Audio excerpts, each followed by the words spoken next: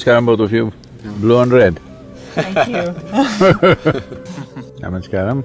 And you guys are looking like a dangerous election campaign, red and blue. Blue and red rather. You shouldn't be together this time, at least for another next 20 days. That's why we're out in the desert. Stay away from the masses. Please tell me. So thank you so much. I want to start off by asking you a question. After reading in engineering a yogi's guide to joy, you mentioned that… Has it worked? Are you a little more joyful? For sure.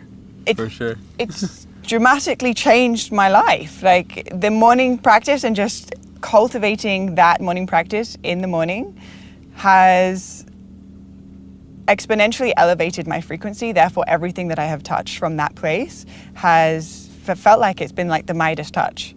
And it is cultivated over a period of time and devotion and so… No, Midas did only magic. This is mysticism, this is real. This is not stage managed. Yeah. See, in the open desert also it works. Do you believe that magic is not real? When you use the word magic, usually it's on stage, set up. But life is a different kind of magic, it's mystical. So this doesn't need a stage. The very cosmos is a stage, it's happening in various ways. So in the book you mentioned that the word spirituality or spiritualism has been corrupted. I'm curious, from your perspective, what is true spirituality?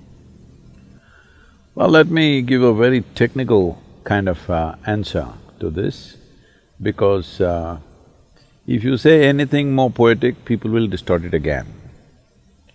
So this is one reason why, though it is natural for me to express myself in poetry in beautiful ways, which I did at one time. But when I saw that if I want to reach the world in a big way, I have to make it very technical, take off all the aesthetic, take off all the beauty, which I still do in closed programs and in closed events. But the larger world, we presented this as in engineering, because you can't distort engineering, it either works or it doesn't work, making it that simple. Okay? Poetry, art, beautiful, but will everybody get it is a big issue, okay? So having said that, a technical, absolutely technical definition of spiritual process would be this. There is a physiological process which you call as the body. There is a psychological process of thought and emotion going on.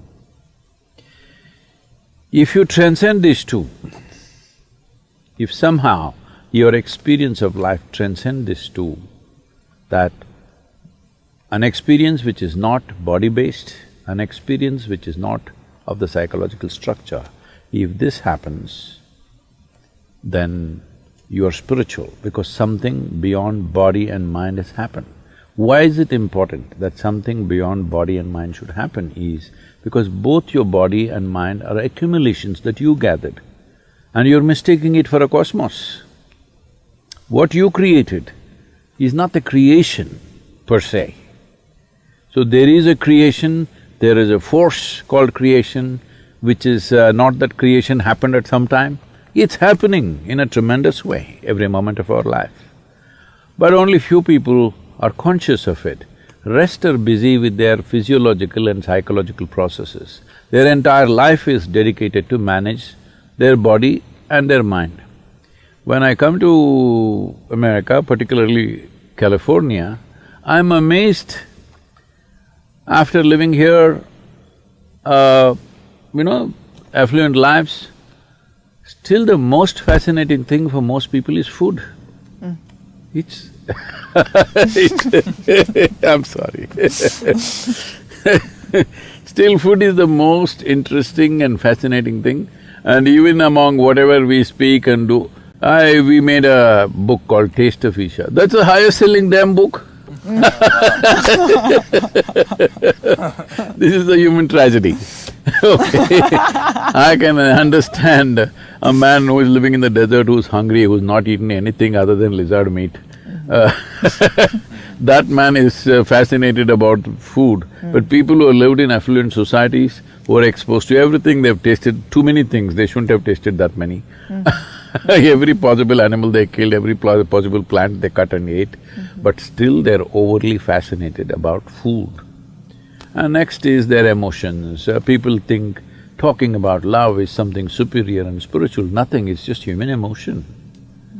I'm saying, why are you struggling with something so simple that your dog is capable of? If your dog is capable of it, you're capable of it for sure, isn't it? Right now, human beings are getting inspired by the dogs. No, dogs should be inspired by you because you're more evolved, I believe. Hello?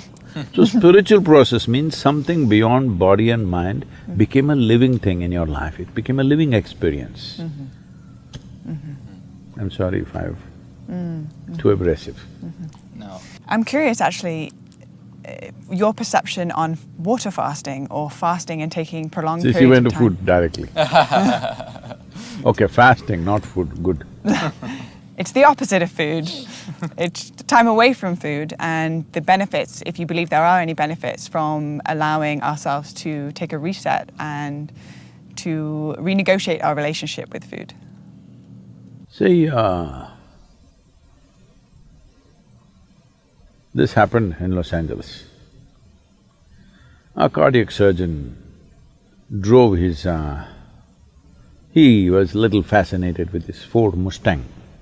That was his car, and he was little excited about it, and one day it started coughing a little bit. So he took it to the local mechanic and said, some problem, please fix it. He said, yeah, doc, come tomorrow morning, it'll be ready. The doctor, before going to work tomorrow morning, he went there, but it was not ready. So he said, okay, come in the evening, it'll be ready. He came in the evening, it was not ready. He said, what's the matter? You said morning, I came. You said evening, I came, what is the issue? And the mechanic was in that kind of mood, he said, see, you're a heart surgeon, you also fix engines, I also fix engines. How come you're paid 10 times more than me? So the doctor looked at him and said, try to fix the engine when it's running, let me see.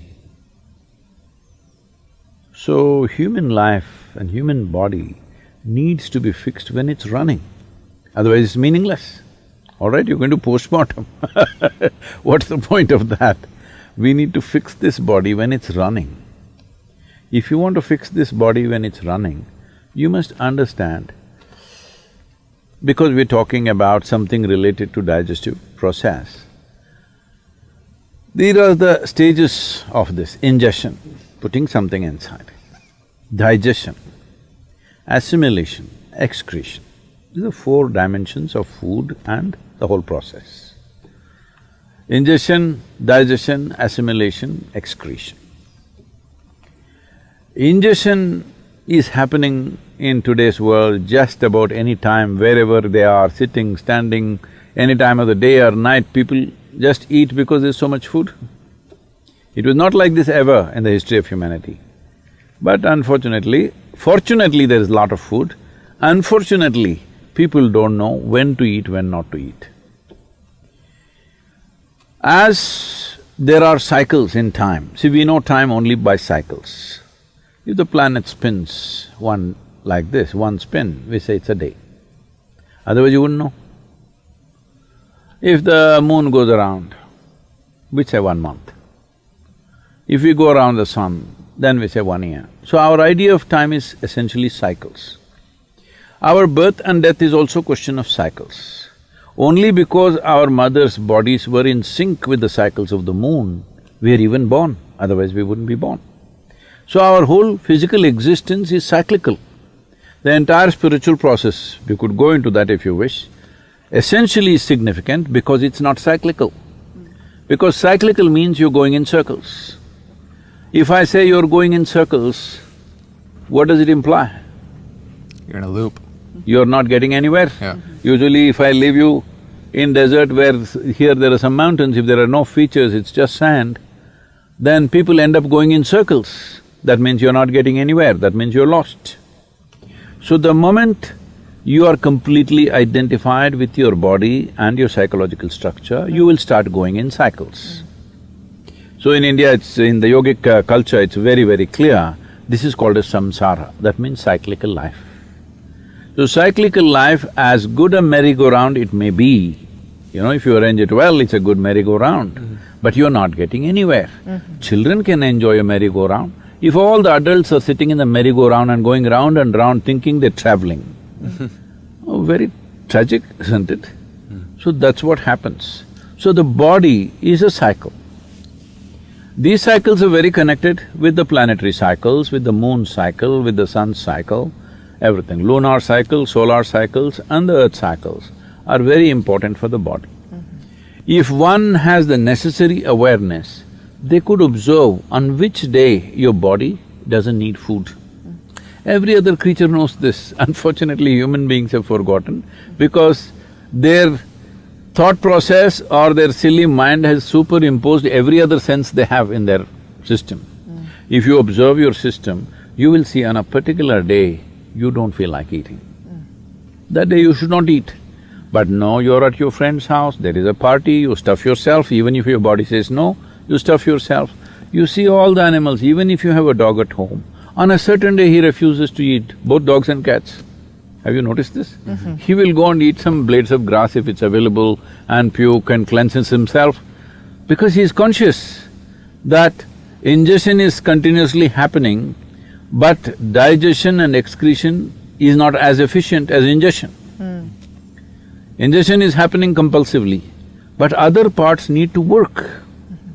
Other dimensions of digestive process needs to work. When we say digestion, digestion happens in the whole alimentary canal, not just in the stomach. And assimilation also happens across the entire alimentary canal. Now, excretion doesn't happen only through the alimentary canal, excretion needs to happen on the cellular level also.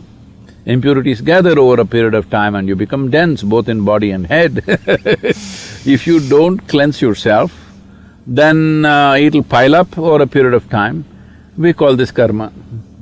Because when it piles up, it determines the way you think, feel, understand and experience life.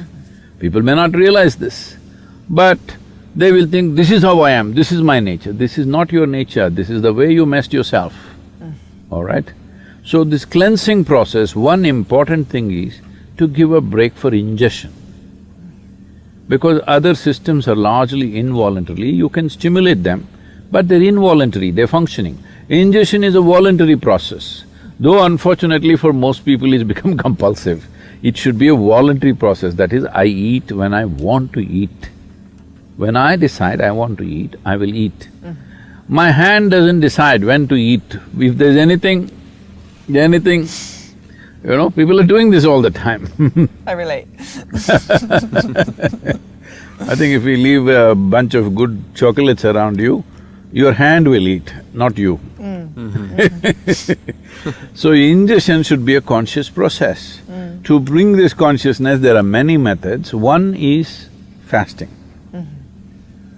Simply denying yourself food and water could cause damage to the system. You must support it with the necessary practices. If you have the necessary practices, the need for food will come down. See, our energies are not coming only from the food that we eat.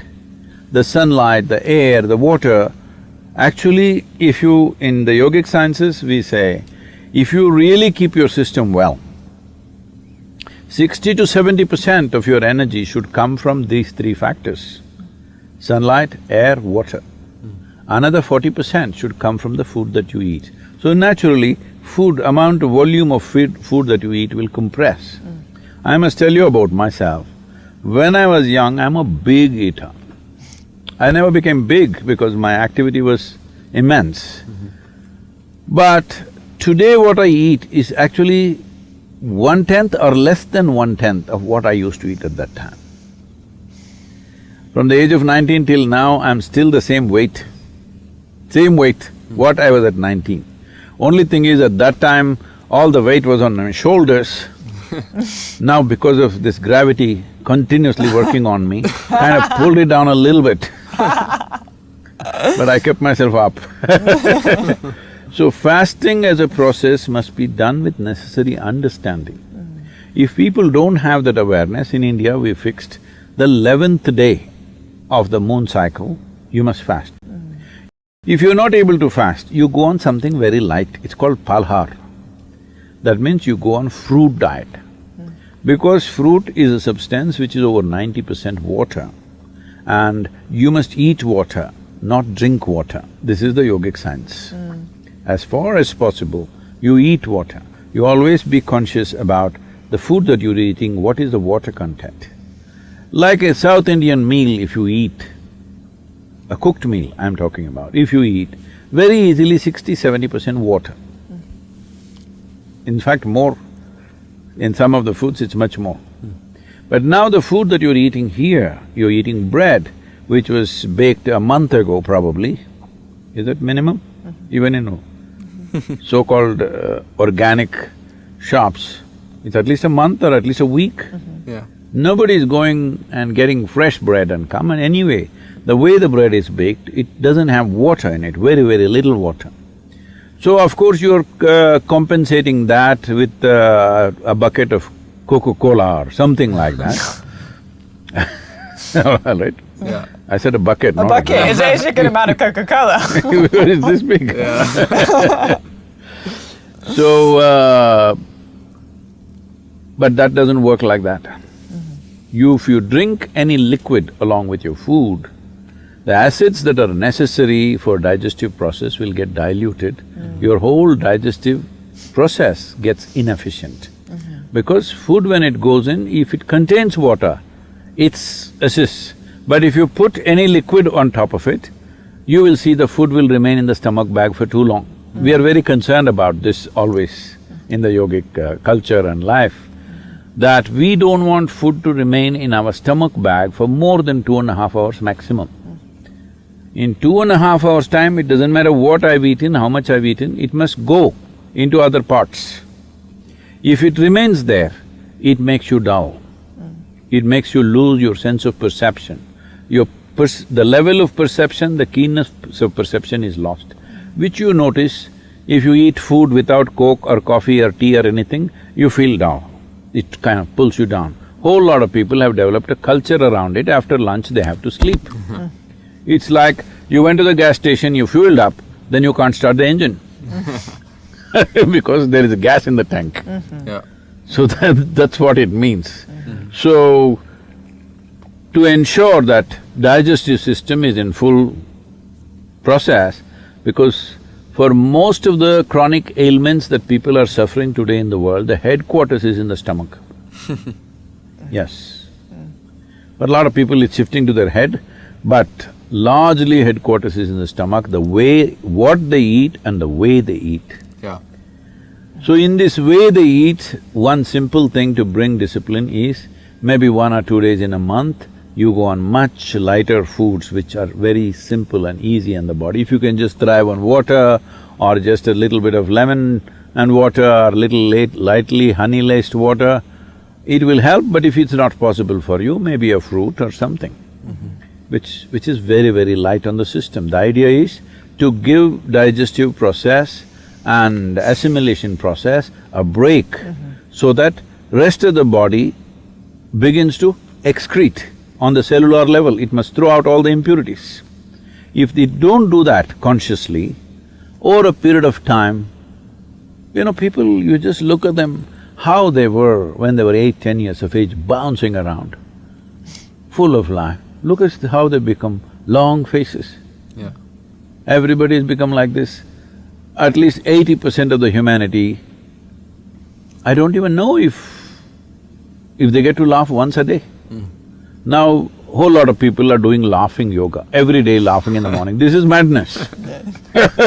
You think you must laugh. No. See, if a flower is fragrant, it happens because it blossomed, not because you sprayed some perfume on it from outside. Laughter, smile is not a philosophy or an ideology. If you're joyful, you will naturally smile. No, you must smile every day. This is stupid. When you speak about people not, they're so focused on the taste of food, right? They haven't been able to taste something beyond their own mind, body, thoughts, and emotion. And I look at what you're doing in the world and what Isha's doing in the world, and so many people, it's because it seems like they've tasted something beyond, right? And so in the spiritual process and in the pursuit of self-realization, I'd be curious for you to explain on what is the nature of what we are trying to self-realize. And to jump on that, in the same theme, I remember driving home from doing my inner engineering course in the car, and I was driving, and while I was holding the steering wheel, I was screaming out loud, "I love my life!" And I was so happy, filled with so much joy, that everything that was being taught in that course introduced me into a reality that was so far beyond anything that I had placed joy in, anything external, and it was very new for me.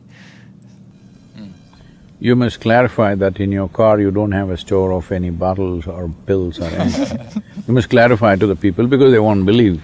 They won't believe that you could be just bursting with life without any chemical support from outside.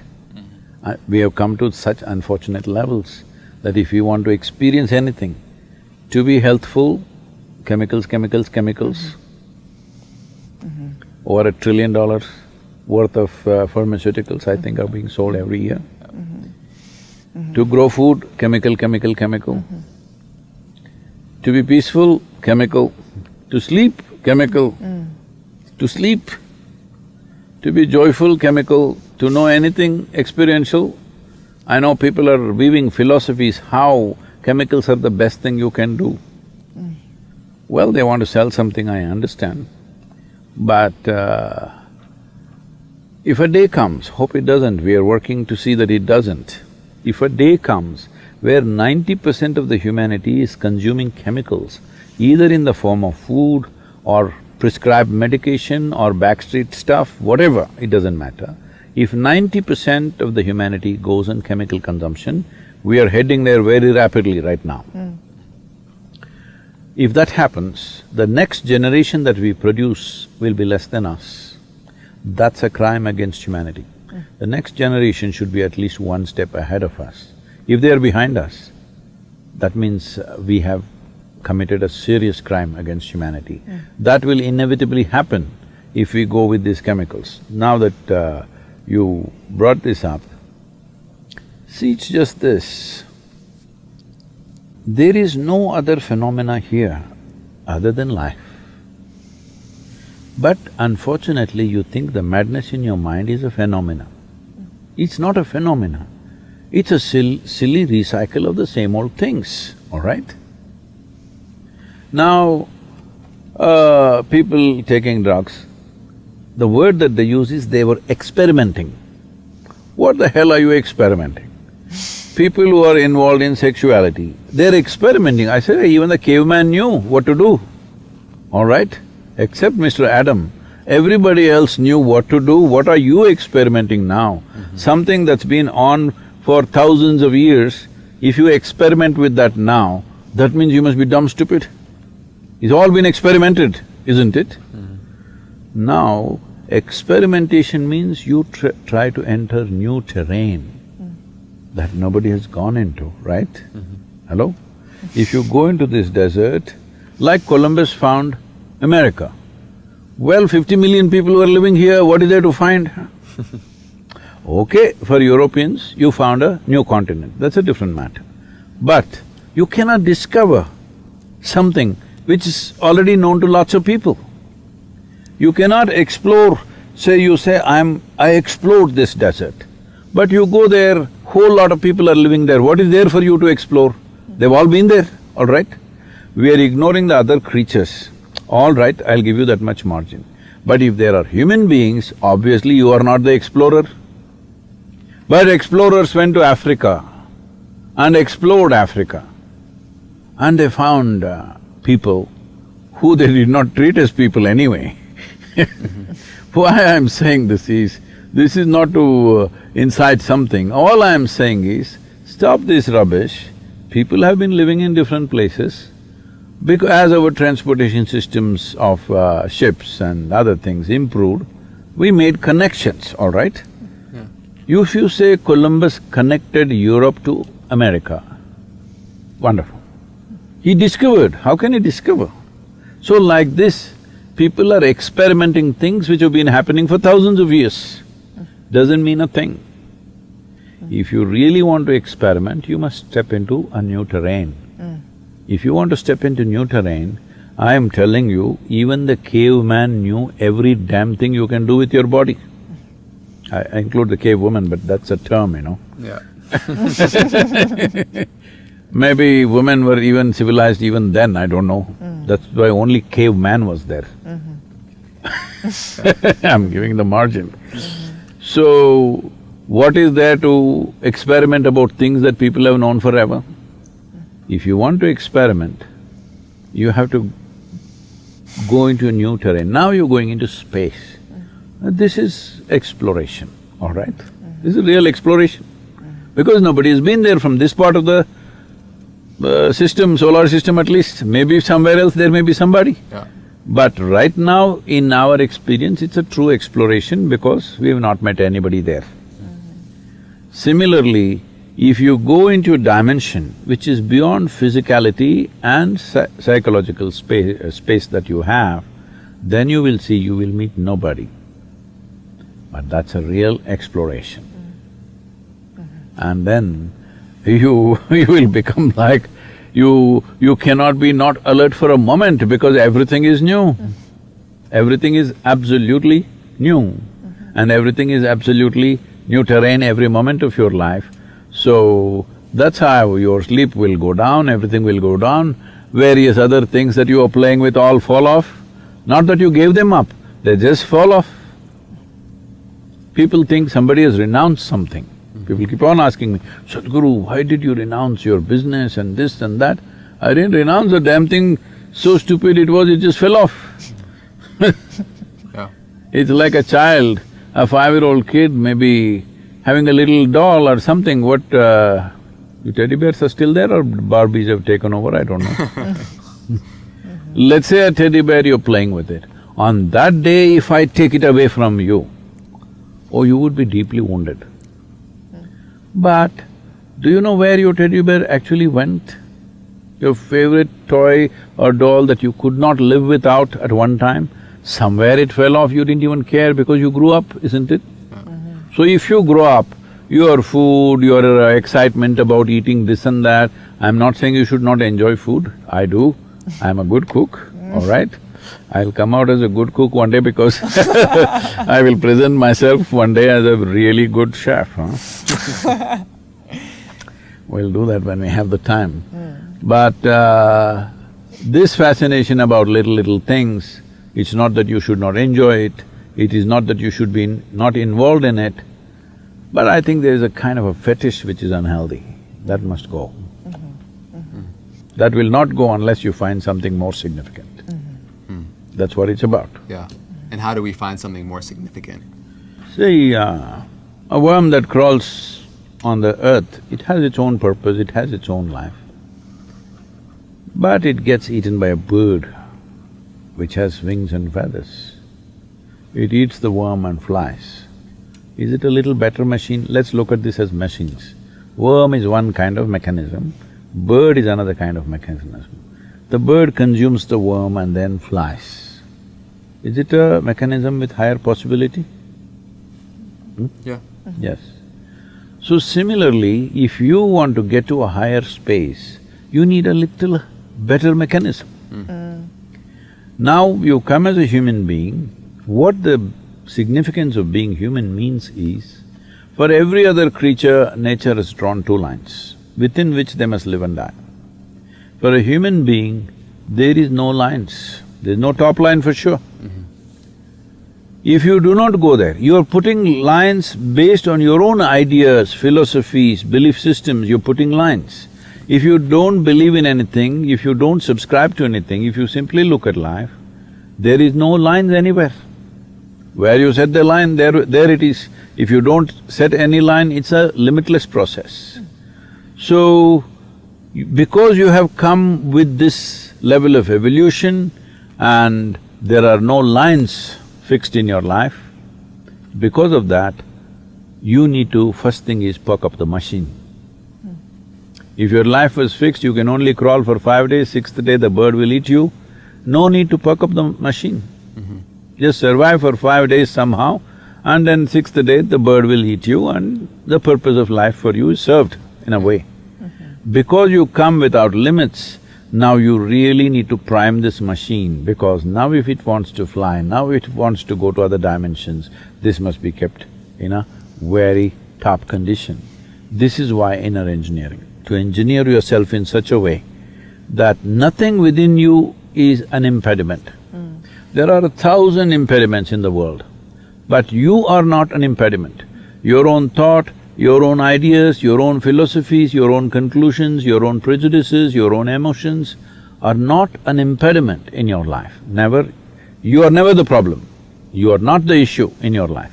But for most people, they themselves are a big issue, isn't it? They don't need anybody's help to create a problem. Sadhguru, I'm curious what your perception of the masculine and the feminine energies on the planet. From my perspective, it seems like the masculine and the feminine is out of balance, not only through the collective, but also with us as individuals. And I'm curious about your perspective of this. Yes, unfortunately, the so-called modern civilizations have tried their best to obliterate the feminine. They cannot obliterate, so it's shrunk. When I say obliterate the feminine, if we have to put this into a very simplistic understanding, it's a complex process because it manifests in a million different ways. If we have to make it very simplistic, everybody wants to expand and enhance their lives. If you have to enhance your life, if you look at life from a physical perspective, you must have that. It may be an object, it may be a mountain, it may be a human being, I want that. This is enhancement. Something that's not mine, I want to make it mine. There are two ways to do this, either by conquest or by inclusion. So, inclusion comes from the dimension of feminine. Conquest is very masculine. We can use this context to look at everything. There are many other more beautiful ways to look at it.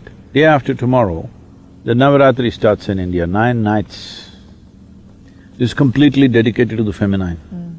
It's a big festival across the country, so much cultural events and things, even in our yoga center, 9 days of celebrations. This time, people are not allowed, it's all online, but celebrations, music, dance, everything is happening. This is a time, whether you're a man or a woman, you do all the feminine things. Men will go out and make designs on the floor, they will sing, they will dance, they will make music, because the idea is, this time is coming after this autumn equinox. This is the time of the feminine. So it is celebrated in a big way, 9 days, there are 9 different types of goddesses. Fierce ones, terrible ones, beautiful ones, compassionate ones, very strong ones, all kinds. So if you look at many goddesses in India, this is something we must… which is completely missing anywhere else in the world, is many of our goddesses are like Rakini, Dakini, Lankini, Chandi, Chamundi, Chinnamasta, Kali, like this. If you look at them, they are fierce, blood dripping out of their mouths and, human skulls hanging around their neck and all that kind of imagery. Why this is done is because a whole lot of times, right through history of humanity, when a woman gets little strong, she was always experienced like this. She's troubled, she must be beaten, she must be burnt at the stake.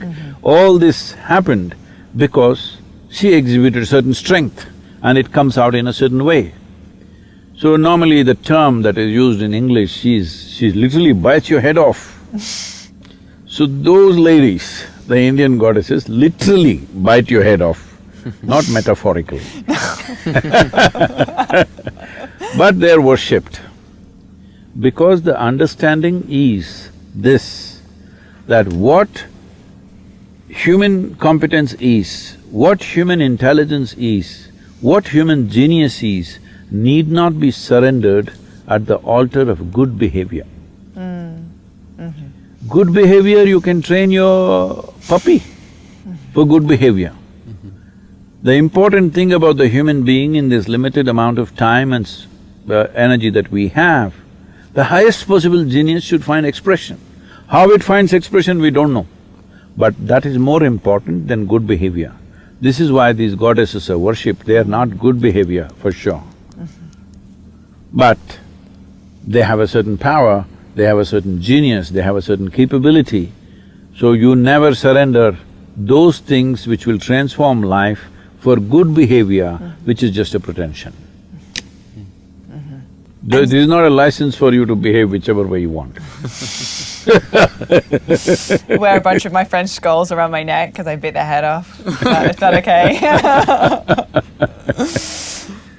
So acknowledging the suppression of the feminine and how the Indian culture, which I absolutely love, thank you for sharing that, has a time where it's honoring the feminine through the creativity and the intuition and the playfulness.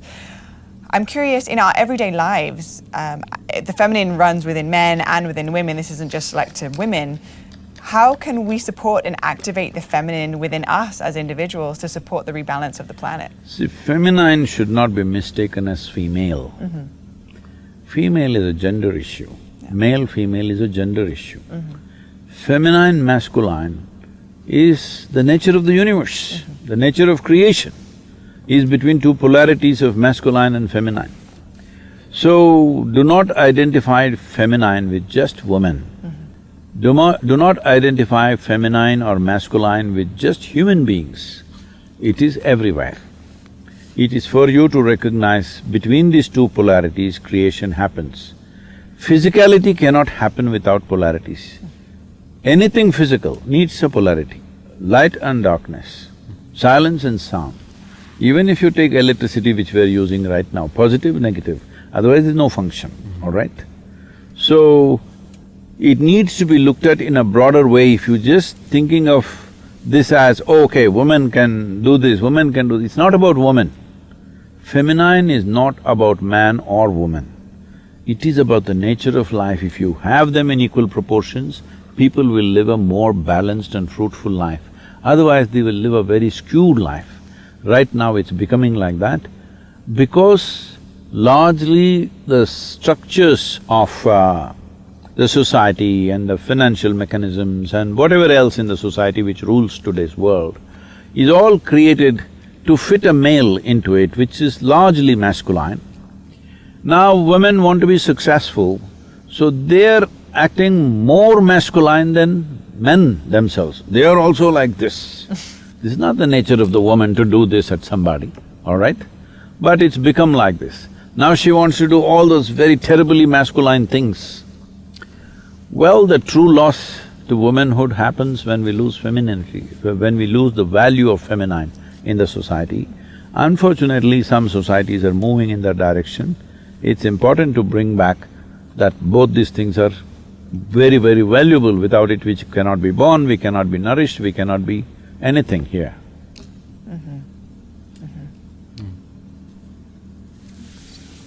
Yeah.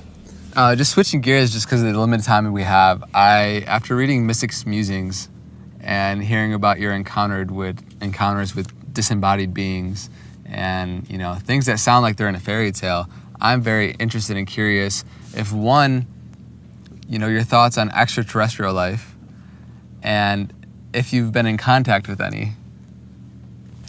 Or maybe you are one, who knows? Maybe you are one. Maybe that is a better question.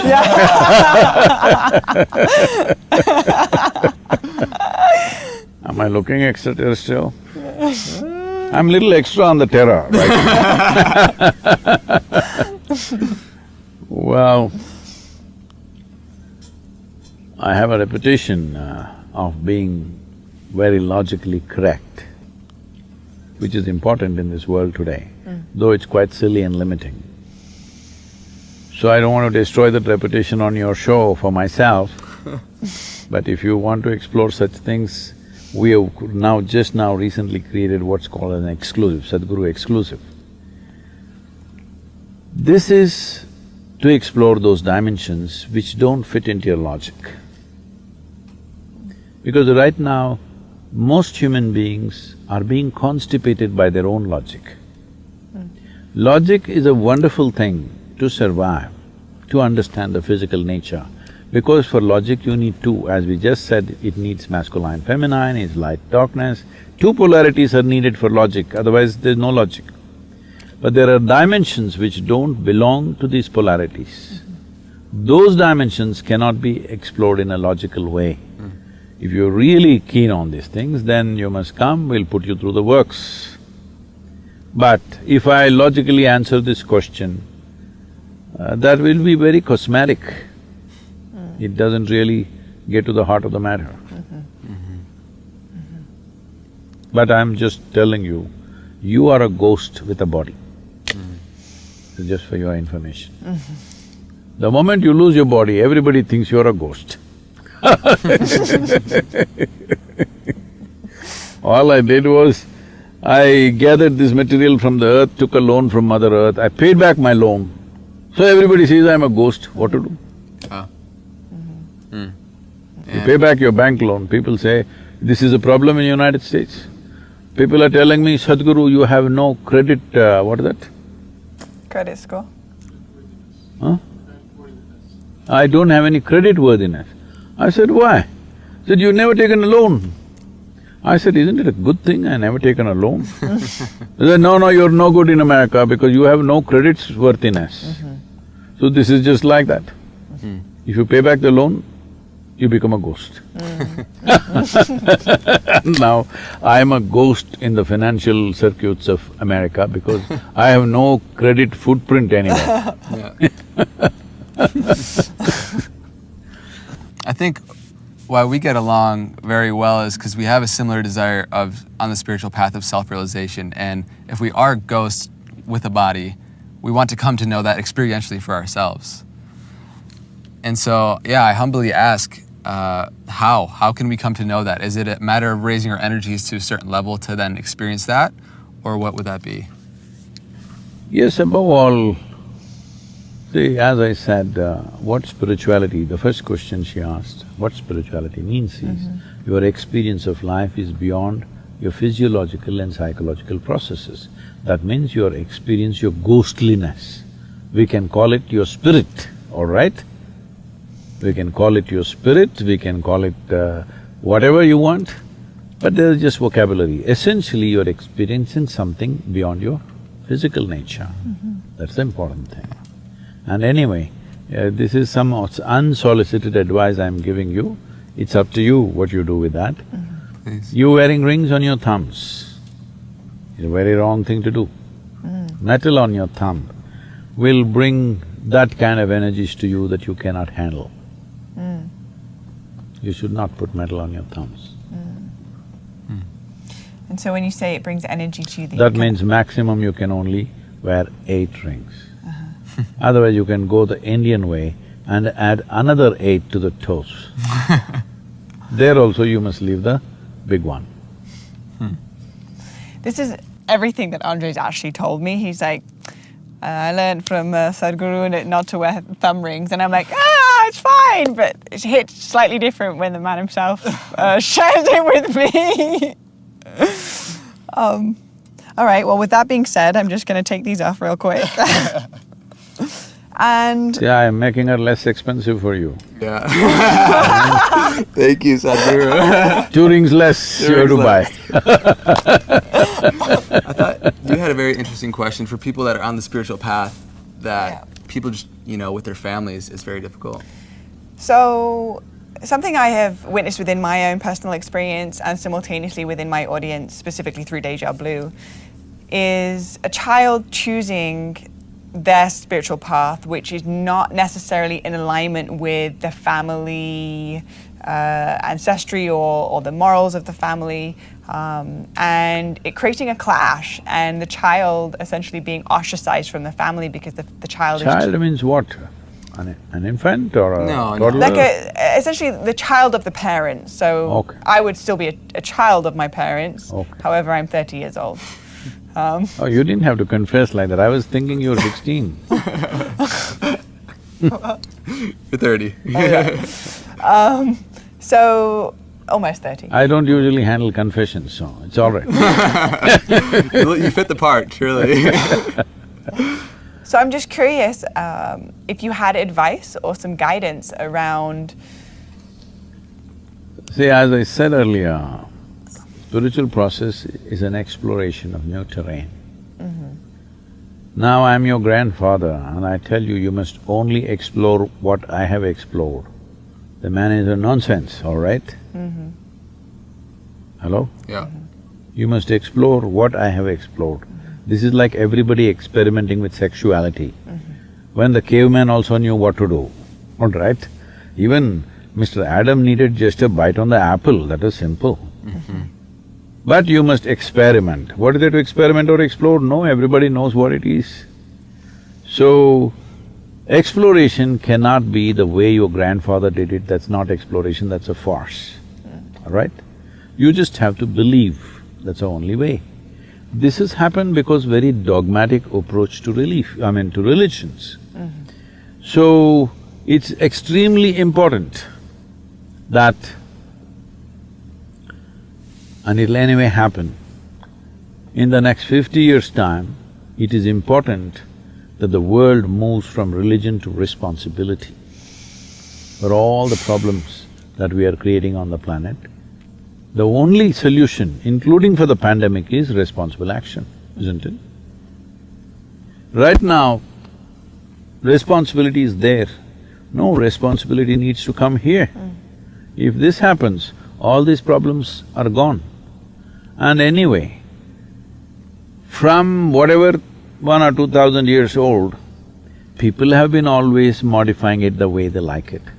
Most religions say no divorce.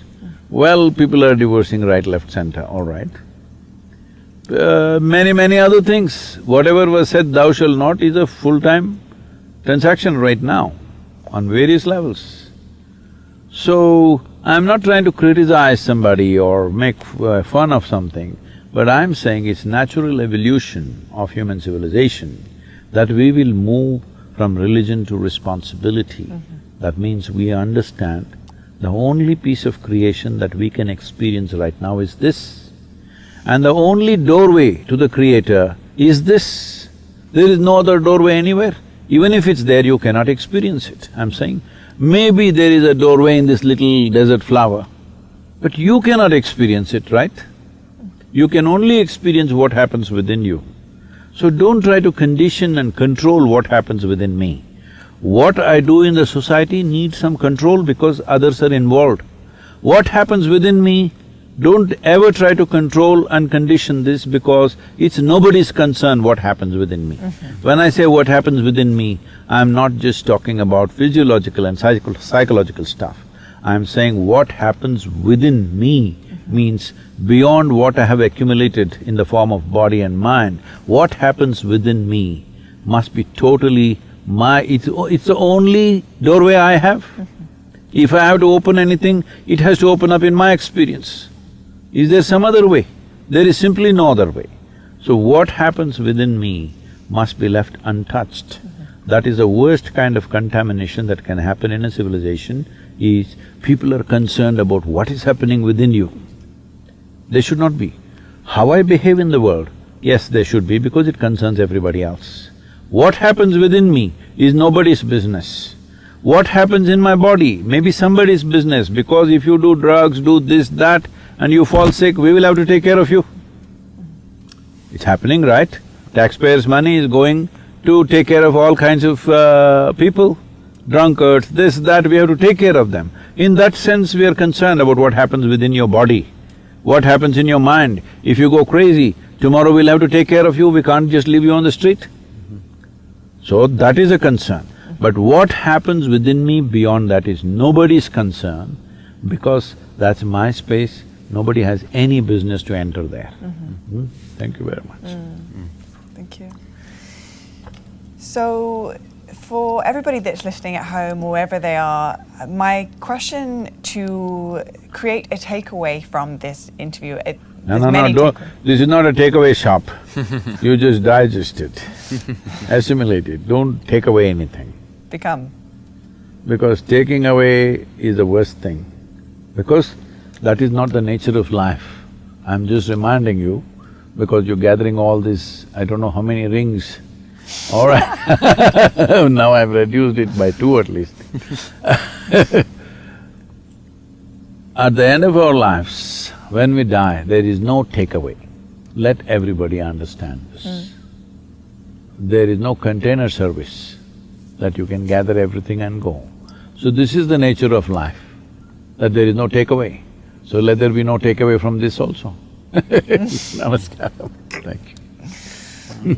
So to all of you beautiful bluebirds out there, thank you so much for tuning in and coming into this experience in the Mojave Desert with myself, Andre, and Sadhguru. What an honor, what a pleasure, and what a privilege. So grateful that you are here today on Deja Blu Podcast, and so grateful for you tuning in at home, wherever you are. May you feel seen and loved and supported and blessed in this moment.